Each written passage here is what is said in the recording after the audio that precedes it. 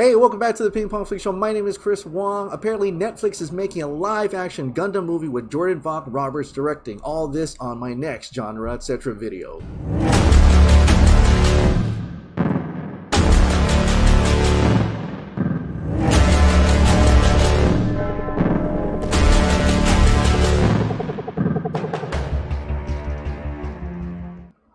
Now, I'm not going to lie, I'm a pretty big fan of Gundam. I haven't seen all the Gundam, but I have seen quite a few seasons.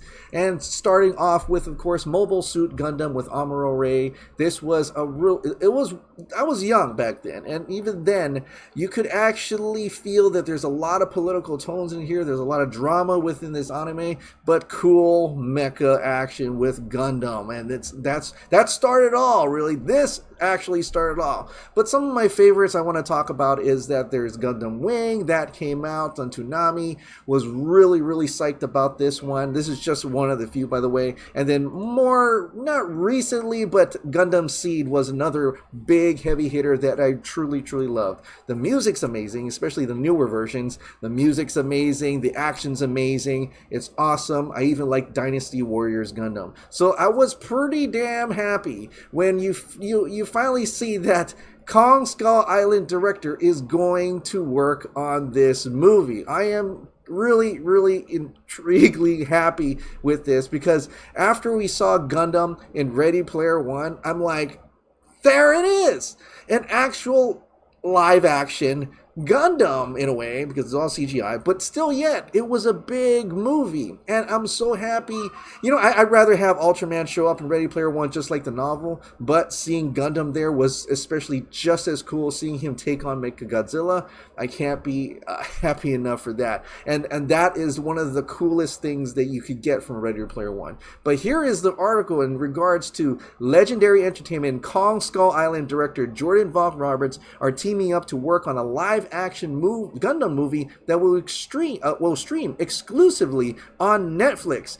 Details about the project are under the working title Gundam are limited at this time. Brian K. Vaughan, who wrote The Last Man Runaways, is writing the screenplay and will also act as an executive producer. The movie will stream on Netflix globally, except in China, where Legendary will distribute the film. There is no set release date for the film yet. He's joined by Cale Boiter, who will oversee the project on behalf of Legendary and original Gundam studio Sunrise. Jason Young, director of the original film at Netflix, will also oversee the project. In terms of the movie's actual plot, Netflix is staying mum. Oh no, they're not saying anything yet. It's unclear if Vogt-Roberts' film will take place in the Universal Century, the same timeline the original Gundam anime is set in. That's the Mobile Suit Gundam right here. So not sure yet. But if Vogt-Roberts and Legendary take their influence directly from the show, fans should expect gigantic battles as the armies of space colonies wage a war of independence against those still on Earth.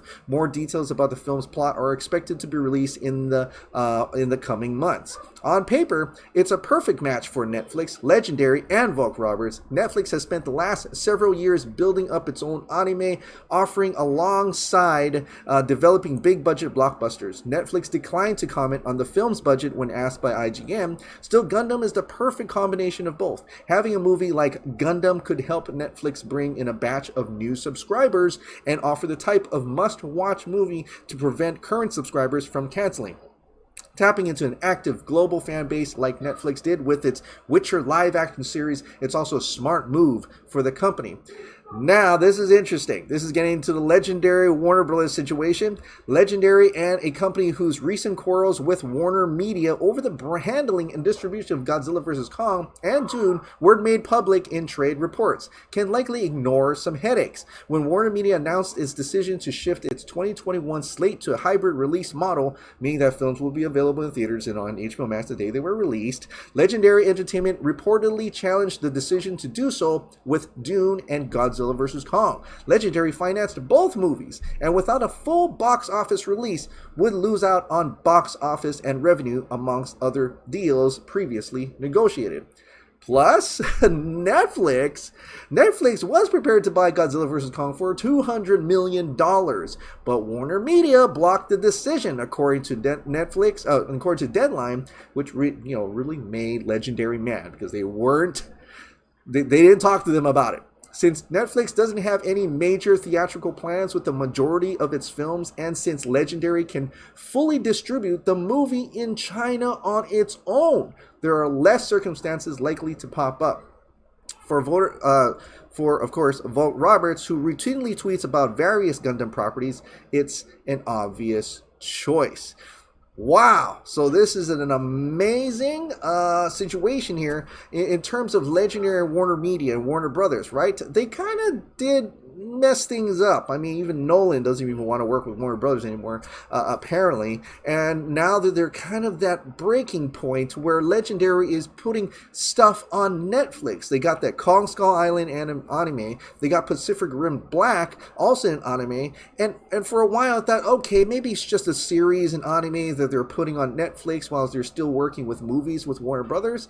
It doesn't seem like this is an actual big blockbuster movie. There's not going through Warner Brothers, but going through Netflix. Legendary is going to distribute themselves. They are turning into the distributor instead of getting Warner Brothers to distribute in China. They said, no, we're going to do it ourselves, and we're going to put it on Netflix.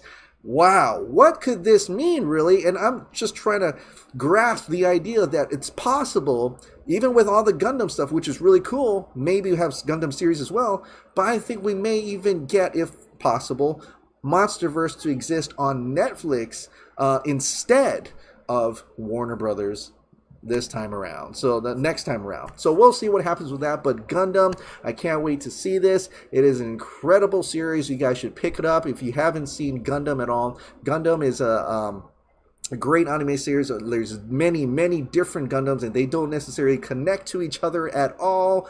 But it's a really fun series depending on which one you grab. But like I said, Gundam Wing, Gundam Seed, the original Gundam, other was G Gundam, Gundam G, and all those others, and it's really cool. There are really a lot of great series that you can pull from. And if possible, if you ever get to go to Japan, please go visit that Gundam museum with the unicorn Gundam right in front. They might change it, but it's still the big life-size unicorn Gundam. It's so awesome, especially at night when the lights turn on and the thing moves. It's fantastic. It's great. So be sure to check that out next time you go to Japan. All right, well, that is it. It's definitely exciting and great to be a nerd in this kind of thing. It's great to see that Japan's properties and IPs are being made in America now, and with big budgets. I can't wait to see what this Gundam's going to look like. All I know is it's going to be insane.